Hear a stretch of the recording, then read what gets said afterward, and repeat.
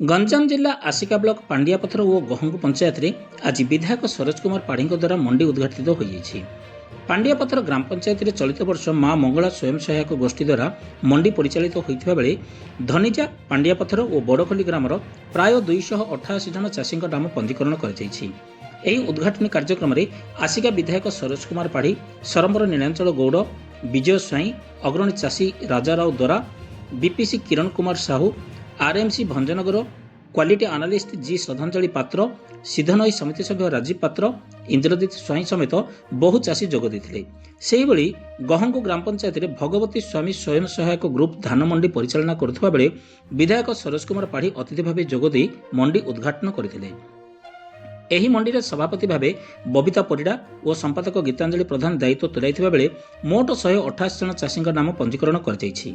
ଏହି ମଣ୍ଡି ଉଦ୍ଘାଟନ କାର୍ଯ୍ୟକ୍ରମକୁ ଗୋବିନ୍ଦ ଚନ୍ଦ୍ର ମିଶ୍ର, ପୂର୍ଣ୍ଣଚନ୍ଦ୍ର ମହାନ୍ତି, ସୁଶାନ୍ତ ବିଶ୍ୱାଳ ଓ ତ୍ରିଲୋଚନ ମୋହିନୀ ପରିଚାଳନାରେ ସହଯୋଗ କରିଥିଲେ।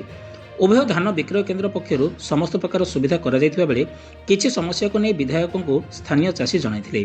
ଏନେଇ ବିଧାୟକ ପ୍ରତିଶ୍ରୁତି ଦେବା ସହିତ ସମସ୍ତ ସମସ୍ୟା ଖୁବ୍ ଶୀଘ୍ର ସମାଧାନ ହୋଇଯିବ ବୋଲି କହିଥିଲେ ବିଧାୟକ ସରୋଜ କୁମାର ପାଢ଼ୀ।